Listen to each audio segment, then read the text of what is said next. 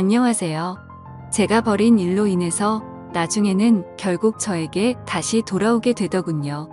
누군가에게 절대 털어놓을 수 없었던 사연 죽을 만큼 누군가를 사랑해 본 사람들은 이해할 수 있을지 않을까 해서 사연을 보내봅니다. 저는 5년 전 한 여자를 만나게 되었습니다.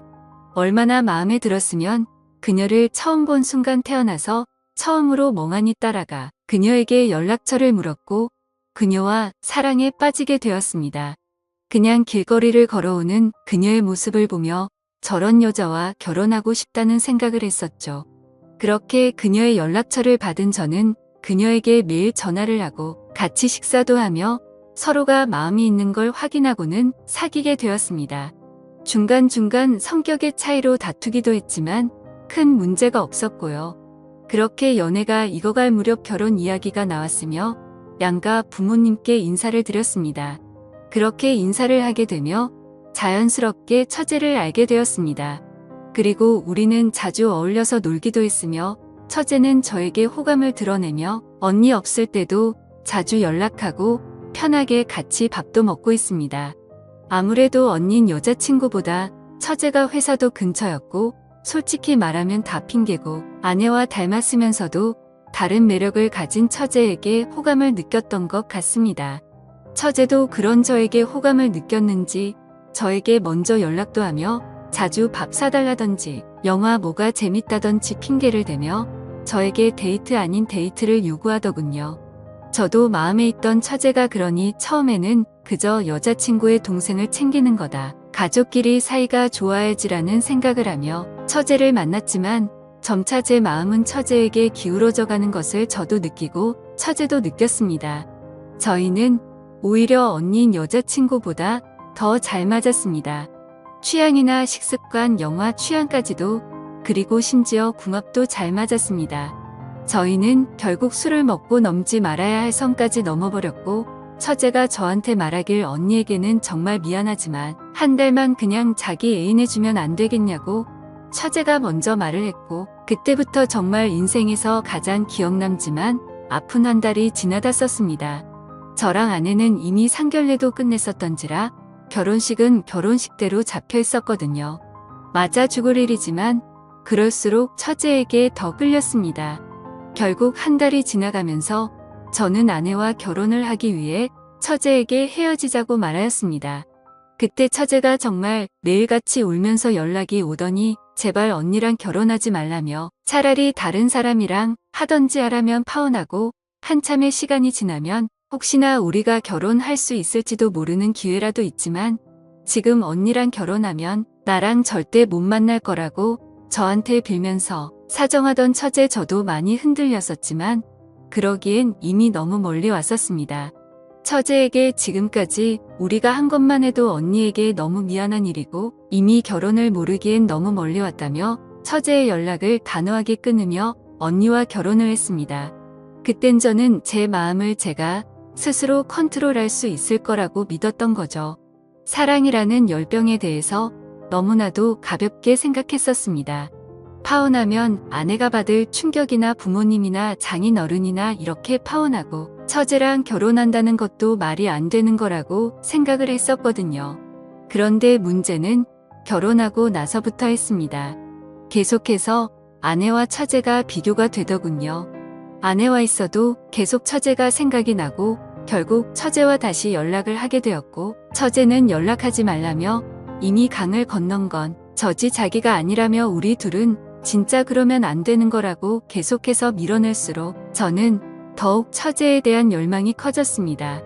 하지만 그러면서도 처제도 울면서 아직 많이 사랑하지만 진짜 자기는 무서워서 못하겠다며 제 연락을 차단했고 저는 관계에 들린 사람처럼 처제에게 연락을 하는 그런 모습을 결국 아내에게 들키고 말았습니다. 아내는 저에 대한 배신감과 동생에 대한 배신감으로 너무나도 힘들어하였습니다. 결국 저도 매일매일이 지옥 같은 나날이었고 저의 바보 같은 선택 때문에 일이 이렇게 되자 너무나도 힘들어서 아내에게 이혼을 하는 게 어떻겠냐고 말을 꺼냈습니다. 그런데 이런 사실을 알면서도 아내는 제발 이혼만은 하지 말자며 저를 잡더군요. 결국 아내는 처제와 매일 같이 싸움을 했고 그 이후로 처제는 저에 대한 마음이 완전히 돌아섰는지 가정에 충실하라며 앞으로는 개인적인 연락은 자제하라고 하며 자기도 지금은 남자친구가 생겼다네요. 저는 그 말을 듣고 정신이 나간 남자처럼 서 있었습니다.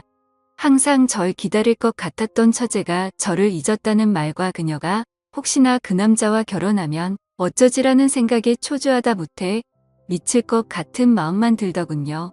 처제가 저에게 마음을 정리한 것을 알게 된 아내는 처제를 용서했는지 둘이서는 잘 지내는 것 같아 보였습니다. 아내는 이제라도 자신만 바라보며 행복하게 살자며 이혼 이야기도 하지 말고 가족들에게도 알리지 말자네요. 저만 이제 마음을 잡으면 모든 게 다 해결이 된다면서요. 저도 마음을 다 잡으려고 아내와 여행도 떠나보고 혼자서 등산을 하며 절에도 머물러 보고 했지만 결국 인간 쓰레기이자 정신 나간 놈이 저라는 걸 알지만 마음만큼은 도저히 어쩔 수 없다는 걸 깨달았습니다. 누가 저한테 욕을 해도 이 마음이 정말 이러면 안 되지만 마음이 정리기가 안 됩니다. 저는 제가 얼마나 잔인하고 형편없는 놈인지 아내한테 정말 치졸하고 죽어도 할 말이 없지만 그런 아내는 오히려 저를 탓하기보다 마음 잡고 살자는 말에 미안함만 느끼고 있지만 동정의 마음과 사랑의 마음은 별개라는 걸 이 글을 쓰는 순간에도 깨닫고 있습니다. 아무리 마음을 잡으려고 해도 처제가 결혼할 남자를 데려온다면 저는 그걸 견딜 자신이 없습니다. 이제는 처제도 저에 대한 마음을 접은 것 같지만 저는 정리가 안 되니 정말 아내에게 못할 짓이라 둘 모두를 잊고 살고 싶습니다. 그러려면 이혼을 하고 아무도 저를 찾지 못하는 곳으로 가고 싶습니다. 이제 20대 후반인 아내는 저에게 속아 저만 바라보며 결혼하여 너무 많은 상처를 입었습니다. 하루하루가 큰 죄책감으로 다가옵니다. 아직도 수백 번, 수천 번이나 처제가 울며 매달릴 때 파혼하고 처제와 결혼할 생각만 죽도록 빌고 또 빌며 꿈도 꾸곤 합니다. 결국 그동안 다니던 회사도 저는 그만두게 되었고 아내와 이혼을 준비하고 있습니다. 아내는 제발 이혼만큼은 하지 말라며 이 사실이 장인어른한테 알려지는 게 너무나도 두려운 모양입니다.